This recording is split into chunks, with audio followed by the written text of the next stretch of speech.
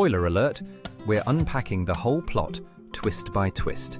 If you're spoiler sensitive, hit pause and come back when your TBR list catches up. Cheers! Welcome to the podcast where our reading habits are unhinged. And so are we. I'm Gabby. I'm Miranda. And this is Marginally Unwell. This episode, it is all about The Housemaid by Frida McFadden. Fast-paced thriller that dares you to trust the wrong people. Just when you think you understand what's happening, the story flips the script. Let's get into the twists, the power dynamics, and that ending. I guess we should explain a little bit too. Yeah. We are switching things up again. We're trying to figure out what's working for us. We already have switched up the reading. I was going to say the reading timeline, but that doesn't change. We're doing more discussion questions, things like that. If you've listened or watched the last couple episodes, let us know what you're thinking, how you're feeling about that. If you have opinions on if you like that better or worse than what we were doing previously. And then a new one we decided, so we were doing 2 TBR pulls a month. And we decided we wanted to switch it up a little bit. So we had an opportunity to read more popular books or anticipated reads, stuff that's like just come out or anticipated like we've been waiting on, and or just popular books on Book Talk. Yeah. Instagram, all the things. So if there's anything you're interested in hearing us talk about, definitely let us know. Yes. Take it into consideration for this week of the month. So this is our first one. Yes. Popular read. It's going to be the third week of each month. Yes. So TBR jar, theme, popular, and then our bookish topic. Yeah. And so this one we decided, this was a pretty popular book of hers. I feel like kind of how people get into her is what I'm seeing. Yeah. I think it's, like you were saying, most popular. And it was adapted into a movie. It was released in December. So I hear that adaptation was really good. I still want to go watch it. Me too. Yeah. So we'll see. We'll see how it compares. Yeah, because a lot of people I see who read it and have seen the movie, they really like it, which I feel like is uncommon for book to movie. So I'm interested to see if they actually like it. Yeah, exactly. Or they're just psyching everybody. Yeah, gotcha. Jokes on everybody. Yeah. So let's jump into this one, the book version. How did your perception of Millie shift as more of her past was revealed? I don't know. I feel like in the very beginning, that she's down on her luck. She obviously is living out of her car and got let go of her. I was thinking Waffle House, but it was some kind of like... It was a bar. Oh, it was a bar. Yeah. It was like bad... Or it was a restaurant with a bar. She was a bartender, so I don't know, I guess, if it was an actual bar or if it was like a restaurant. Like, not a place that anybody would want to work at. Yeah. No shade. At those places. Yeah. No, I meant like, run down, first. That's what you were like picturing. And, so... she has like a troubled past. You don't necessarily know what it is. She's trying. And as it, comes out, you're like, oh, wow, she went to jail. And you're like, why did she go to jail? And then you find out, oh, she went to jail because she was protecting one of her friends. And you're like, okay, well, I guess that's not that bad, I guess. But sure. Yeah. It kind of felt from the beginning, because I think right in the beginning she talked about like how her parents aren't talking to her, and like then like you said, we find out that she is like out on parole and stuff like that. And honestly, I guess I just kind of assumed that we would eventually find out that like what she was down for was not necessarily like protecting a friend, but something similar to that, where it was like, well, like, was she really at fault for that? I figured that's kind of where that was going, so I don't feel like my perception of her changed, because I automatically assumed that's what we would be finding out. It was that whatever she did was something for good intentions, I guess. And she didn't do anything like actually malicious. Yeah. So I don't feel like mine shifted because it was there from the beginning. Did you see Millie as a survivor, a manipulator, or a mix of both? I was like, I didn't really perceive her as either. I feel like survivor is a strong word. Yeah, she went through something that really sucked, and like I don't necessarily agree that she should have like gone to prison for that, and like her parents, like the whole thing. And I don't know if I would consider her a survivor. I just feel like it was just like a rough thing she went through, and I don't really feel like she manipulated anybody. I feel like it's based on circumstance. I don't know. I don't even know where that would come from. Like with what? Like, who would she be manipulating? Whenever she said manipulator, whenever it's a manipulator, I was expecting, like, to get the job. Like, she didn't disclose like that. But I feel like that's a very strong word for that. Yeah, I don't know, like, that was manipulative. Like, she is capable of doing what she said she was going to do. Yeah. And she didn't necessarily start off with, hey, I went to prison because of XYZ, and I don't talk to my parents. Who does that? Who starts a crime? I guess the only thing would be maybe like the glasses, is that she was really trying to change her perception. You know what I mean? Like, maybe, but I mean, like, whenever you go to a job interview, you're gonna wear something nice. I mean, that's true. You know, I don't know. But she wore the glasses because she felt like that would make her seem like more intelligent or something. I don't know. And so I thought she wore them so she didn't want to, like, she was trying to dress down. She didn't want to outshine or make herself look prettier because she's already a younger woman. Yeah, going into rich people's house and, you know, like, yeah, I guess that's true. That cliche. So I guess it was more she was trying to say, like, you don't have anything to worry about. Yeah, even though she ended up. We'll see. Yeah. But I don't know. I wouldn't say I would classify her in either category. Yeah, I think she was just going through a rough season of her life. Yeah. And we started it off right there. Yeah, I agree. Nina, as the perfect employer, what moments made her behavior feel exaggerated versus genuinely unsettling? I mean, she was a very dramatic woman, especially in the first half. Some moments that kind of stood out for me, and I wouldn't necessarily call her like the perfect employer. Like, even kind of from the beginning, she kind of like start off with kind of like these unsettling moments where it's like, oh, where's your glasses? I looked in your bathroom, there's no contacts. Yeah. Like, trying to catch her in something, like she was. Yeah. And, well, she was right about that, but at the same time, it's like, it's not that serious. Yeah. You know? Yeah.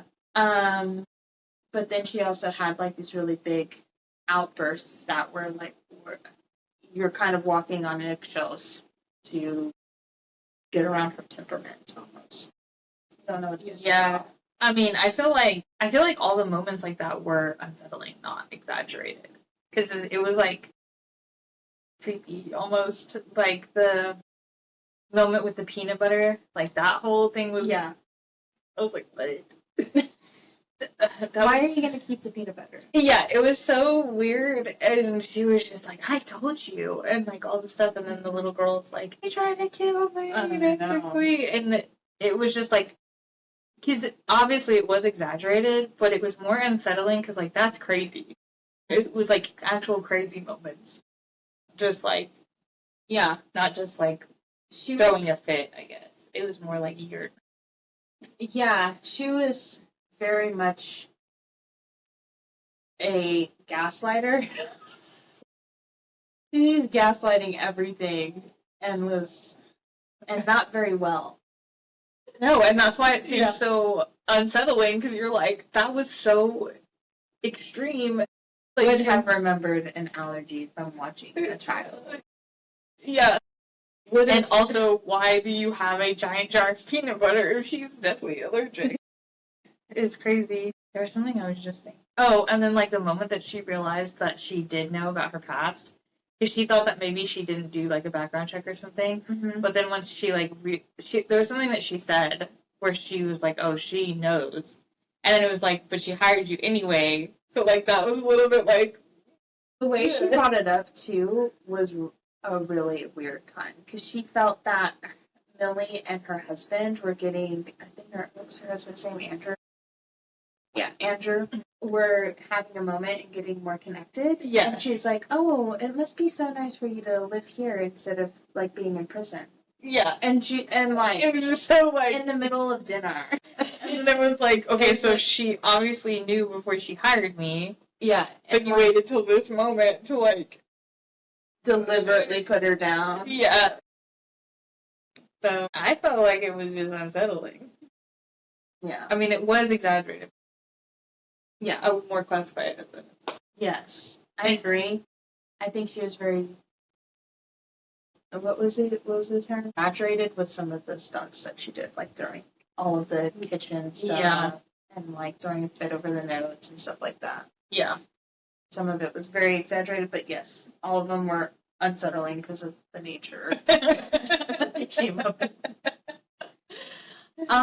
Did you ever sympathize with Nina, or was she always framed as someone to fear? I definitely did more towards the end, because obviously she was in a messed up situation too, so in that way I did sympathize with her, and she was just like trying to protect her daughter and basically had to like go along with his insanity. I don't know. I feel like I had sympathy, but then once it was like realized that she was like basically putting Millie in her place to like, sound like you're putting somebody else in this situation, and I understand like the desperation for wanting to get out. So I feel like then I kind of lost her again, but I also don't know. Like, I guess you never know like what you would do in that situation after like all those years of being like, yeah, she mentally abused and everything like that. I mean, I guess and physically in some instances. Mm-hmm. So who knows what you would do? Like, would you sacrifice somebody else to get out? So I think I did there for a short while, and then it was more like I understood, but maybe didn't have sympathy. If that makes sense. Yeah, I agree. Yeah, I thought she was nuts.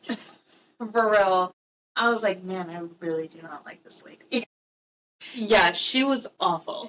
And it gave, like, no context as to, like, why. Because it was starting to, like, gradually get into that. And then some moments she was fine. And then all of a sudden it was, like, nothing. Like, her deliberately calling Millie to go pick up her daughter. Did not tell her where she was, what time, or but pick her up in, like, 20 minutes. And then she gets there, and then she's like, you don't pick her up, I take her to Roddy or something. The other mom, yeah. Yeah, and then it's like, no, I know she told me to come pick her up. Like, why would I just show up here? All of a sudden. Yeah, and she's like, and it makes her look bad in front of the other mom, like, oh, it's so hard to find good help now. Yeah. Setting her up, like, in those kinds of things. I don't know, I had a really hard time sympathizing with her. I understood her a little bit more whenever her story came out. But I also I don't know, I did feel bad for her because he ended up using her daughter against her at some points.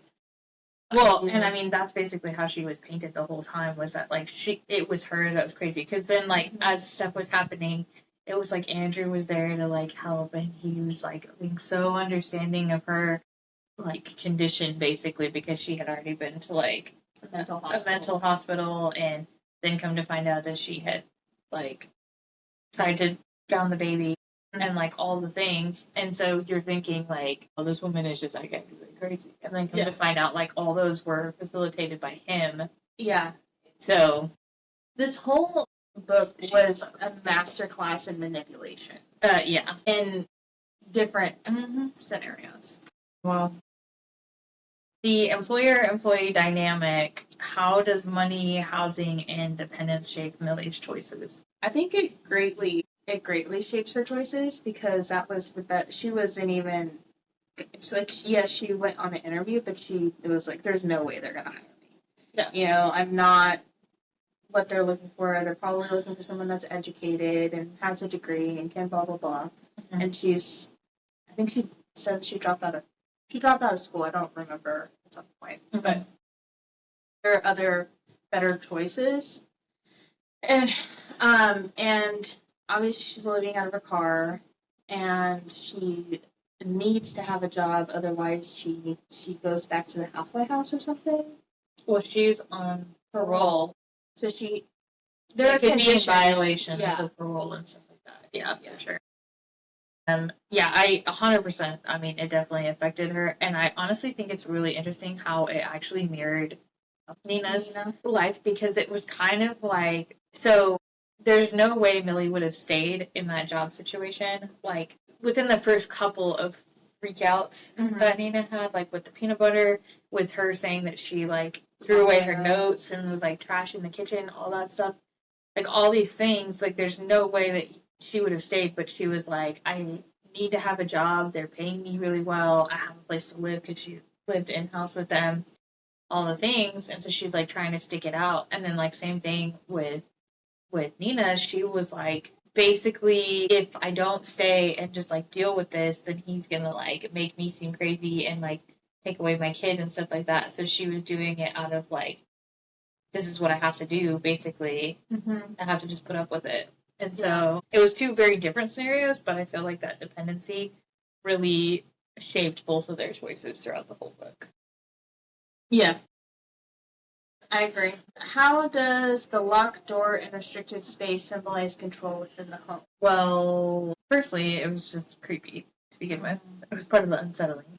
It was just weird, like why the door would only lock from the outside, why the window wouldn't open, all the things. It was just, I mean, back to kind of what you said, the whole book was about manipulation. And so there was just this, like, air of, I'm trapped, this is my only option, or things are going to be horrible, basically. And then obviously, at the end, we learned a lot more about, like, the room specifically, and that Andrew, like, initially when they got together, like, locked Nina up in there and basically tortured her, and that's what ended up happening to him in the end as well. So, and straight gaslit her into thinking that that never happened. Like, took her to her therapist and like, go like remodeling the whole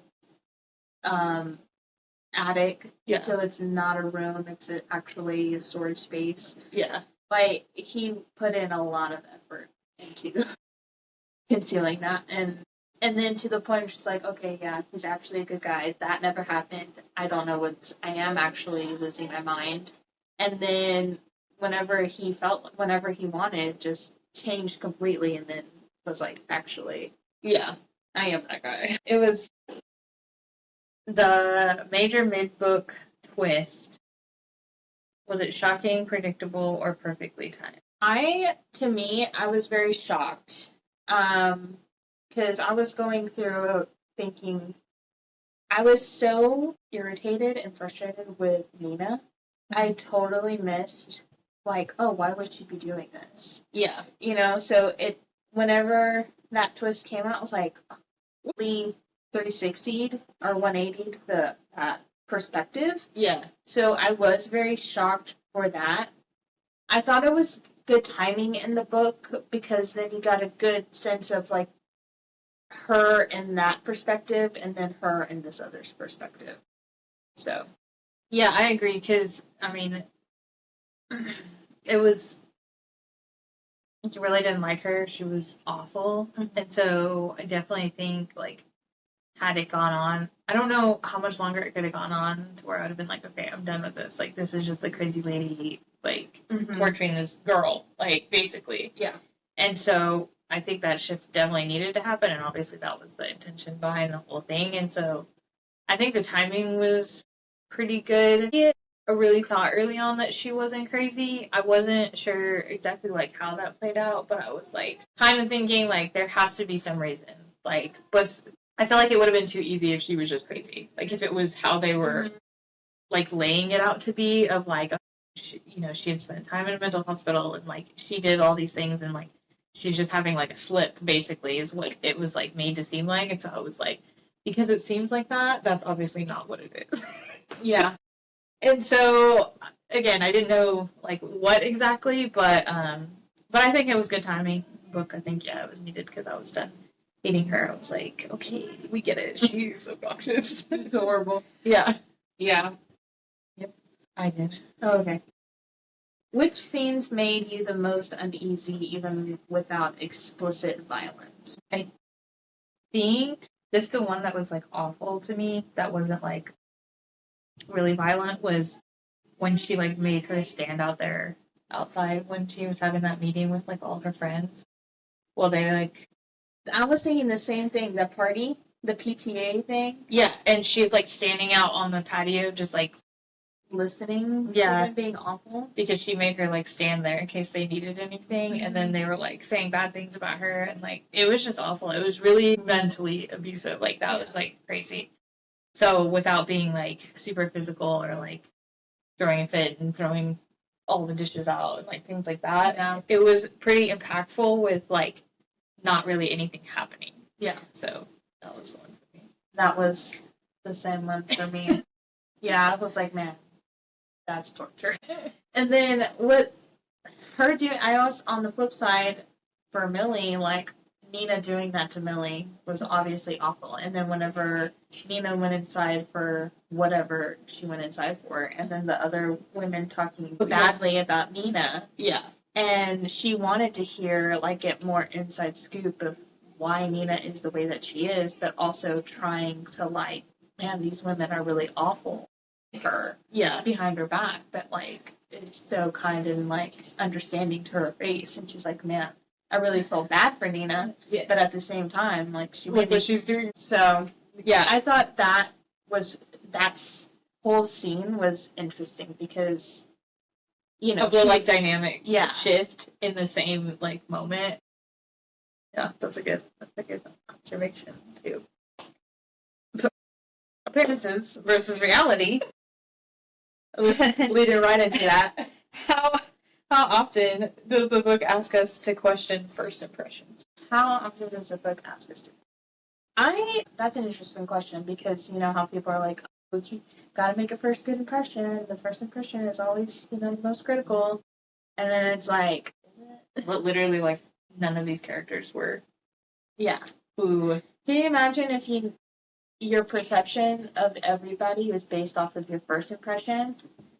Well, especially in this, because Yeah. it was literally like everyone, even Andrew's mom. Andrew's mom. And she was like a side character, basically. I mean, ended up playing a bigger role in the end because obviously explained like why he was the way he was. But it's like literally every single person was like not who they were portraying themselves to be, Yeah. and who it was like written as. And so I think the closest thing was the gardener guy. Yeah.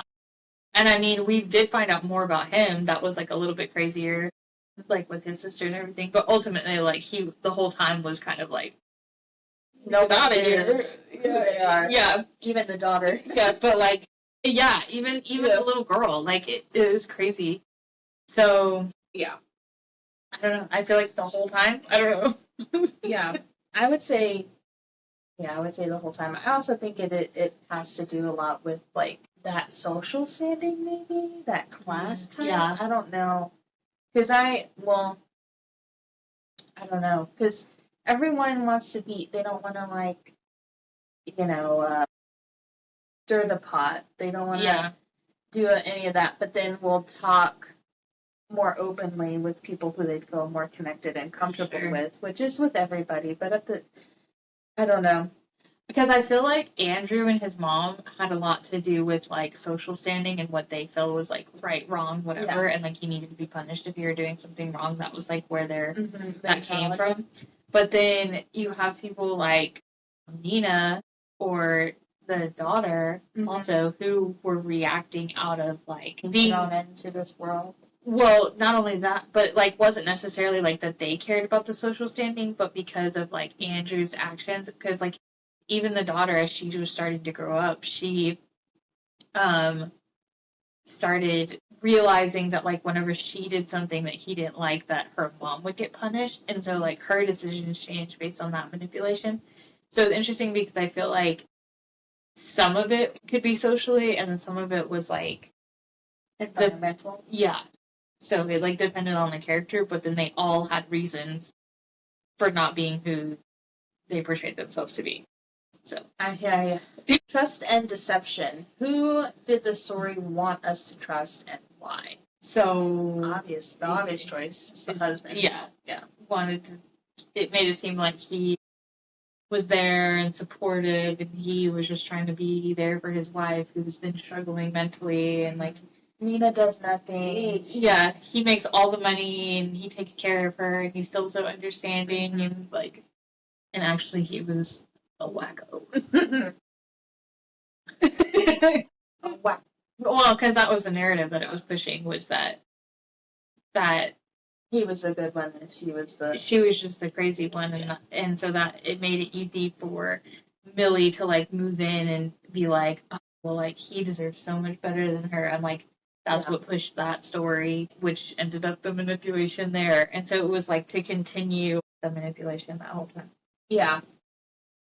I thought that was I agree. You want to trust the husband because he is always the savior, like let's take everything down a notch and find the core problem and solve it. Well, and he was making moves to make it specifically look like that. Like whenever the situation happened with her allegedly like trying to drown the baby. Oh yeah, like he set that up.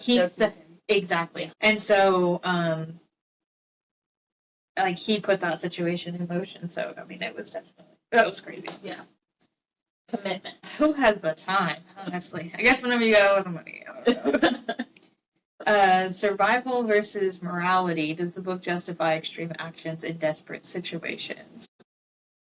I would say, well, yes, because Nina tried reaching out to multiple people, like to her friends, to, the police, and he had his pocket and everything. Like he got with her friends before she was able to reach out to them. He has high friends in like the police department. Yeah. It's like, oh, well, she has this record and she is known for like he's always like has a reason for why she's the way she is.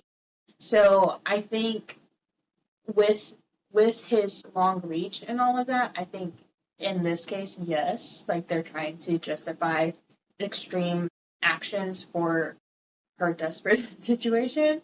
But I don't know. I don't necessarily think that it. Maybe she felt like she needed to do all of that.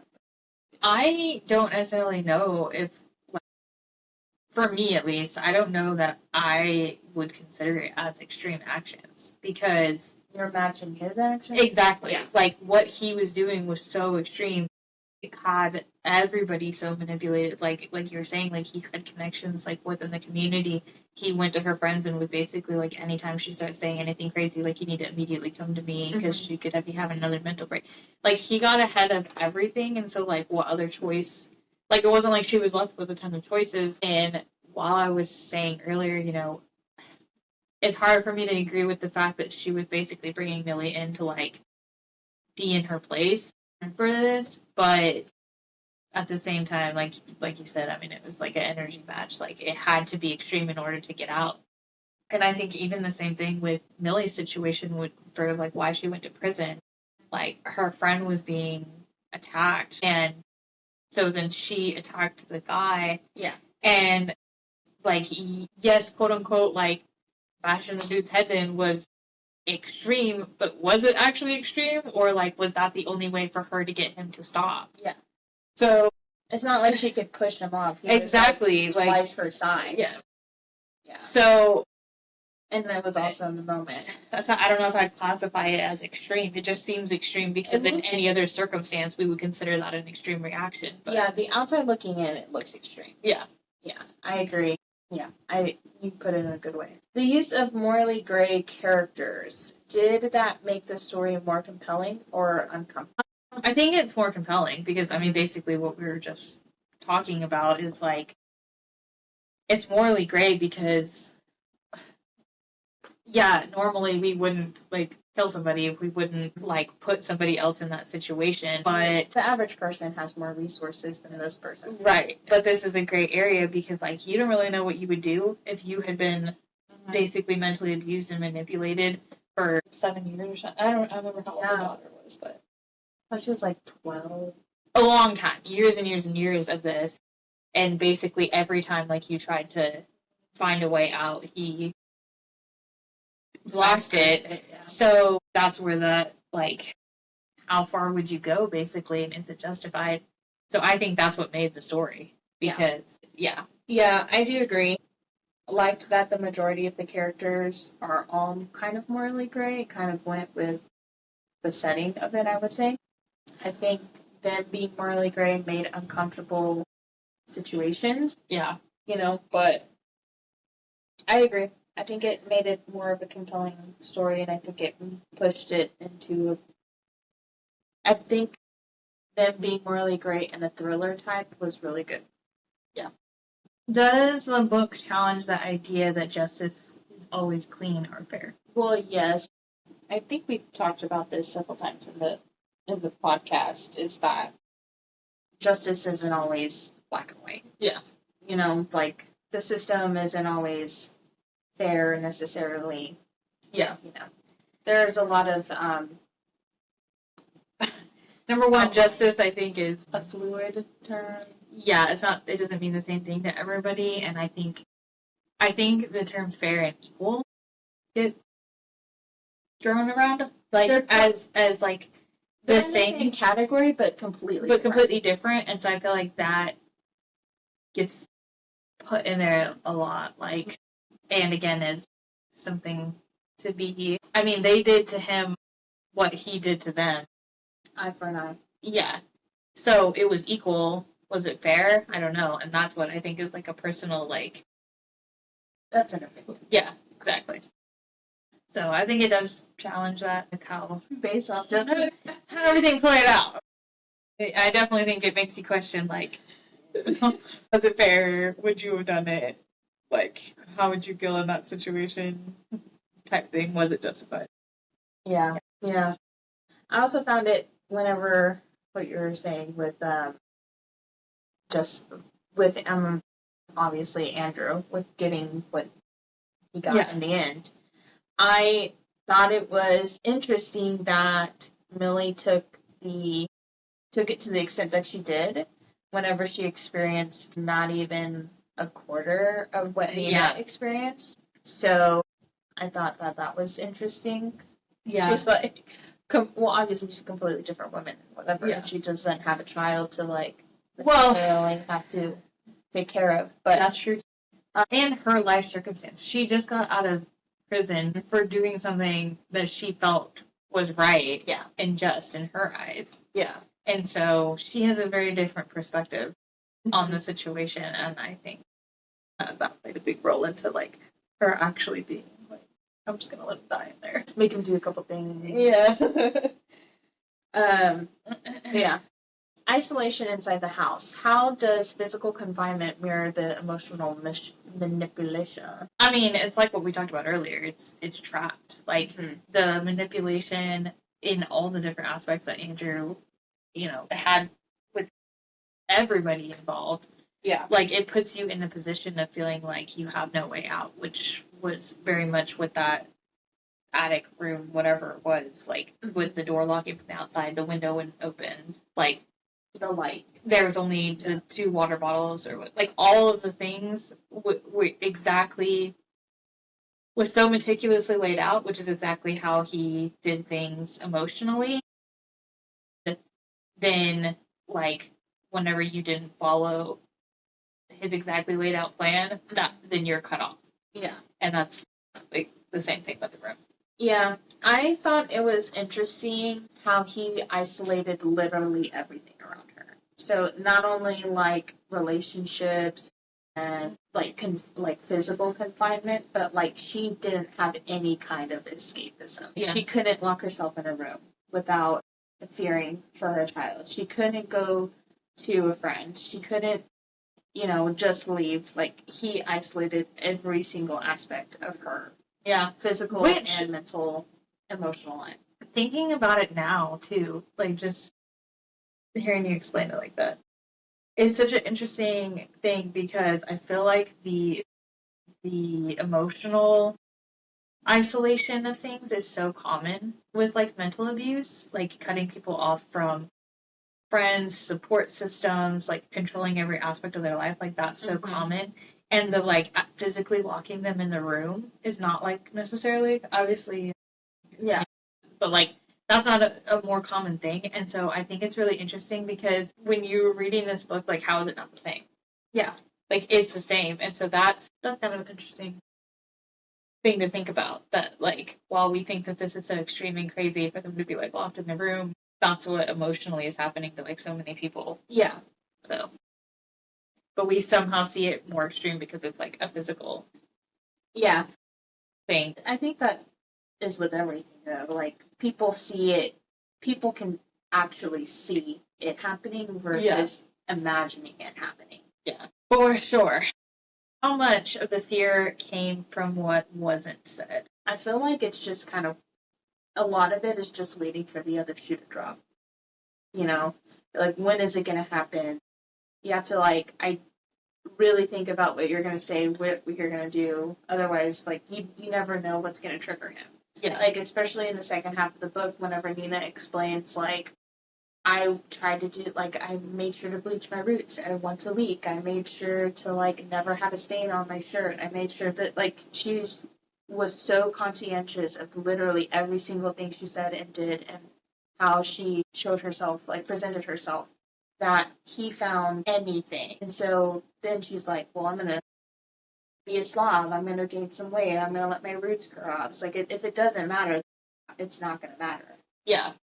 But it's crazy, like, how deep, like, that manipulation goes, because even to the point where he's not, like, actively doing something, like, actively, you know, facilitating the thing with the drowning and getting her put in a mental hospital and all that, like, the hold that he has over her, because she's just constantly thinking about, like, what's going to happen. Okay, I just said this thing. Is that going to trigger him? Whatever. And so, like, all this stuff, like, that wasn't said, that he never got upset about, like it still had so much impact because she was constantly like thinking about if that would be something that upset him. So I feel like that was a prisoner of her own actions. Exactly. That was as big a deal as like the actively doing, because you're like anticipating it. Yeah. Did the ending change how you judged earlier events? I think a little bit, just because like of not knowing like what the twists were, but like I said, I kind of had a feeling that like she wasn't actually crazy, and I kind of had a feeling that what Millie did to go into prison was like something that was like morally gray. So I don't think that I already feel like I wasn't judging those things like as harshly if I was like fully invested in like what the author was trying to like point you towards. But I mean, yeah, I obviously judged, you know, a lot more whenever she was like nuts and acting all crazy. Even knowing or even thinking like I'm pretty sure she's like not this crazy, there's something else going on. Still, like she was acting wild. So I was like, girl. So I would say a little bit, but would not like crazy, because I kind of anticipated something along the lines of that stuff happening. Mm-hmm. It did for me, especially with Nina. So a couple of things. I thought of two things with this. So what you were saying with Nina, like why she was acting the way that she did, you finally understood why. Like when it switched to Nina's perspective and it went through her origin story with him. Yeah. So it did kind of, you know, understand like why she did the way she did. Like she was trying to do all of those things like you were saying. So I would say it's more of an understanding, and I kind of like, not that it was for me to forgive, but I kind of like forgave her for all of her actions, because it's like, oh, okay, there was an actual reason.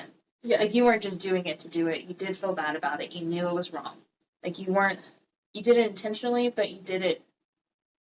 You felt that for like a life or death situation. Yeah. So the other thing was with his mom and him, like their dynamic. Thought that was really interesting because she did that to him, he did that to her, and you know all those things. So it like made me think of the analogy of there's two sons, and with the same father that was a drunk. Yeah. And one of them became a drunk. And he was like, why are you a drunk?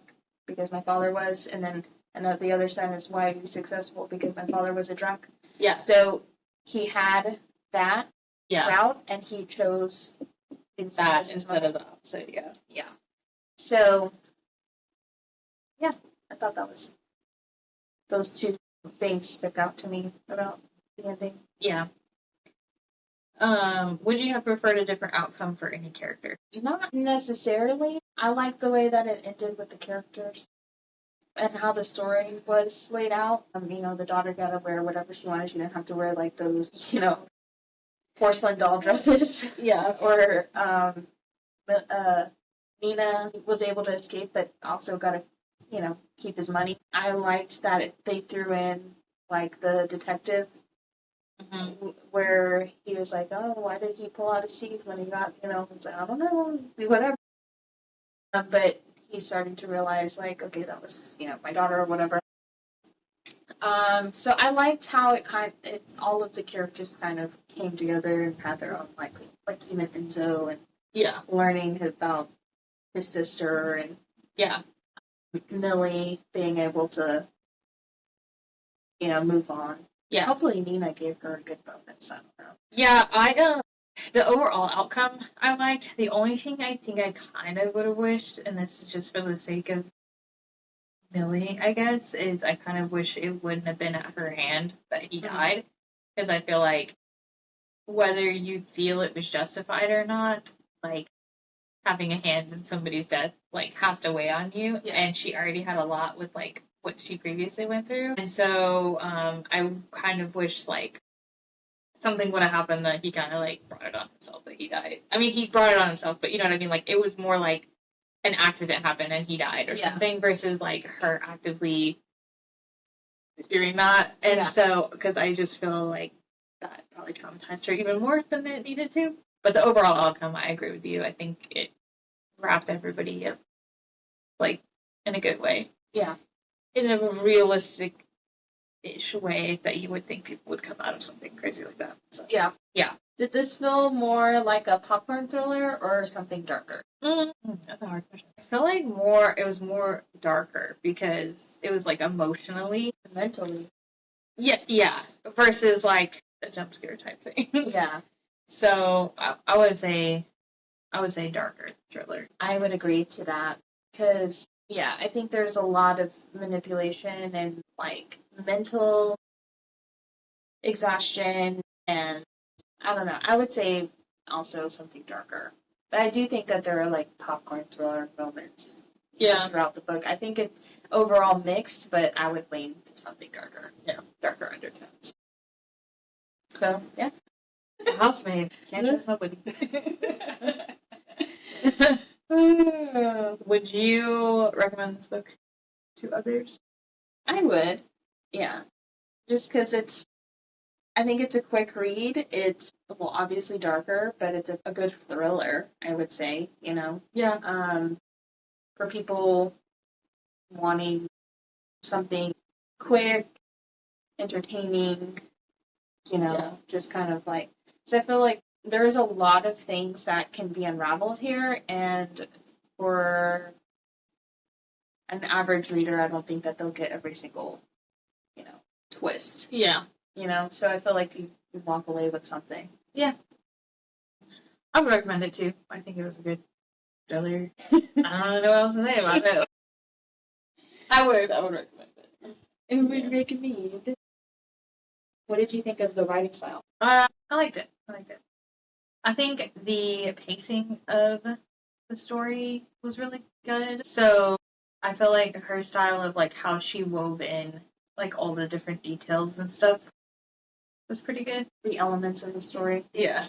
Yeah, I would agree. I think all of her like little plotting, like even whenever nothing really is happening, like after some twists are explained, like some of those things get picked out. Yeah. So especially during like a reread. Oh yeah. Because you know what the outcome is, obviously, but you can start underlying seeing. You see it with like the actual vision of like what is going to happen. Yeah. So, and like what you're saying with the plot pointing, going into story engagement. The Mhm. first time I read this, I was very engaged because I was like, What's gonna happen? what's gonna happen? What's going on with Why are all these these people nuts? socialite women? And they're, oh, when are you gonna go to tennis? Are you gonna come to the PTA meeting? We can't really necessarily trust her because she's crazy. And, so, Yeah, I think the engagement was really good. The frequency, like, which we got more information, I feel like was good. Like, it wasn't too much all at once, and so it was like you found out about certain aspects of each of their like past, like at good moments in the story, and so it kept me engaged pretty much the whole time. overall ratings. I think I gave it like a 3.5. I think it's where I was at. I don't quite feel like I'm out of 4. I did really like it though. I had a good time reading it. It definitely wasn't average for me, but I don't know if I like quite out of 4. So maybe like 3.7. I also gave it a 3.75. I was right in that Yeah. quarter range right there. A lot of this stuff was predictable for me.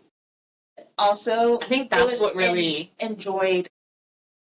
Knew it was coming because I could obviously Yeah. see it, but I enjoyed the journey of getting to that point. anyway. Yeah, It was so entertaining to me. It was like the story engagement was there. I love the cattiness between socialites. I've always liked that trope, yeah. and it could be Not not. like these women crazy. I also really That's why I don't have any friends. I'm just kidding. I also really liked that the author made me hate Nina's character. It's hard for me to hate a character. I don't really feel like I hated her. I just was like, you're just crazy. Okay, well, hate. Okay, let me re-explain. Okay. If I were Millie and she was my boss, like this is Okay. how I was thinking of it. Okay. If I were Millie in that situation, I would be like, I need to get out of here. Like, this woman is, well, Yeah. obviously that's, like, I hate the situation I am. Not Yeah. necessarily hate her, but, like, I hate this all around. So, it's, for me to feel that way is, especially for another woman, because I feel like women have, like, a reasoning, Yeah, I guess seeing it from that perspective, explaining it that way, like that does make sense to me. I was thinking it more like Dolores Umbridge. Like that's hate. Joffrey is hate. Well, You know what I mean? Like that is where I'm saying, and like I didn't hate Nina in that way. yeah. But she was just nuts to me. But I could see where you're saying, like coming from the perspective of Millie, like Yeah, probably. Where it was directed to you. Yeah. Yeah. It would be rough. So yeah, I did a 3.75. Nice. Yeah. Wasn't quite a 4, but also I feel like it was better than average. Yeah. So Thank you. yeah. That was it. The Housemaid. That's it for today's episode. Next week we're having a little fun with 1-star reviews, dramatic reading. Do you like how I read that? Yeah. The funniest, pettiest 1-star takes on popular books, all read with love and zero hard feelings. You won't want to miss it.